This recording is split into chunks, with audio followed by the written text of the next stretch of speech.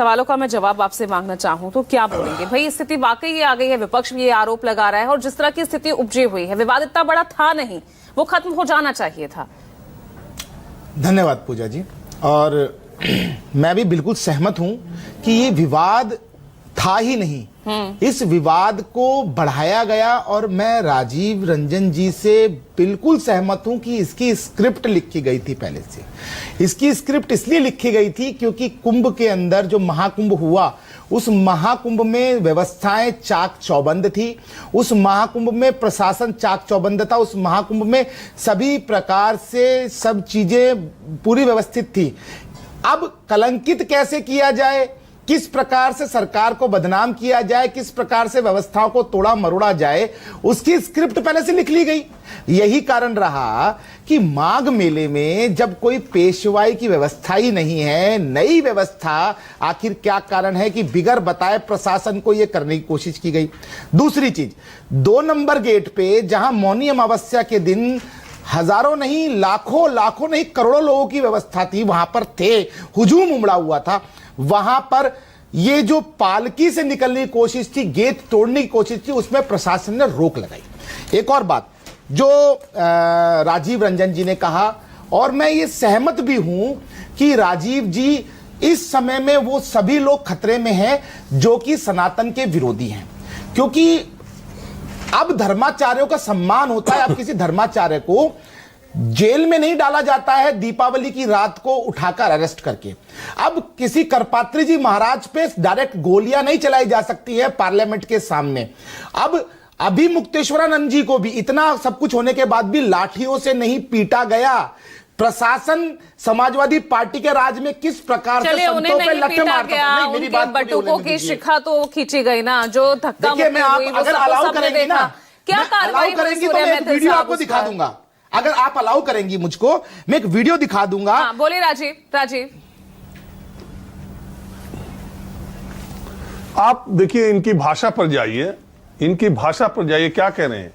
अभी शंकराचार्य जी को लाठियों से नहीं पीटा गया, मतलब अभी नहीं हुआ है।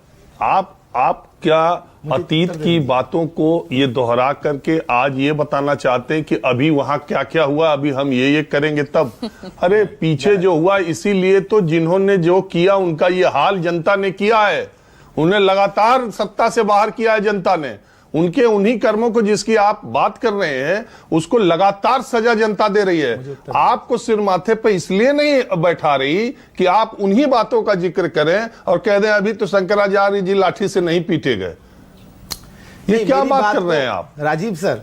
मेरी बात सत्ता में जिन लोगों को लगातार ये देश की जनता ले आ रही है, वो इसलिए ले आ रही है। रिकॉर्ड में आपकी बात है, आपने कहा कि शंकराचार्य को अभी लाठियों से नहीं पीटा गया। मेरी अगर आप क्लिप को चलाएंगे तो मैं ये कहना चाहता हूं, आपने जो कहा कि धर्माचार्य खतरे में है, मैं आपको ये बताना चाहता था कि जिस प्रकार के कुकृत्य कांग्रेस में और समाजवादी पार्टी के शासन में हुए, ऐसा कोई कुकृत्य किसी भी धर्माचार्य के संग प्रशासन ने नहीं किया। ये मेरे को आपको कहना, मेरा कहने का मतलब था। दूसरी चीज, आपकी एक क्लिप चली थी यहां पर बनारस के अंदर, अजय राय जी कह रहे थे कि यहां पर ये हुआ वो हुआ। वही बनारस है जहां पर कि अभी मुक्तेश्वरानंद जी के संग प्रशासन ने लाठीचार्ज किया था। अब मैं इसके ऊपर एक और चीज आ जाता हूं।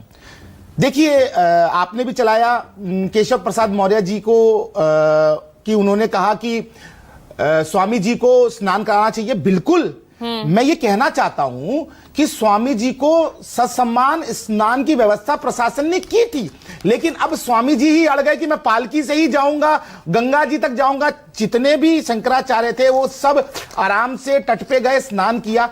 और गंगा स्नान के लिए तो किसी को नहीं रोका जा सकता, प्रशासन केवल व्यवस्था बनाता है। और ये जो विषय है केवल और केवल प्रशासनिक टकराव का है कि जो व्यवस्था बनी हुई है उस व्यवस्था तो ठीक है ना, को तोड़ा मरोड़ा नहीं जा सकता। अधिकारी चल के उन्हें ससम्मान स्नान करा दे, यही वो डिमांड कर रहे हैं। जो उनके बटुकों के साथ जो अत्याचार किया गया, उनके साथ जो बर्बरतापूर्ण व्यवहार किया गया, उनके खिलाफ वो कार्रवाई की तो मांग कर रहे हैं ना सूर्य मैथिल। और यहां पर जो योगी सख्त नजर आ रहे हैं, उनके खिलाफ माफी वाले मोड में आपके डिप्टी सीएम नजर आ रहे हैं।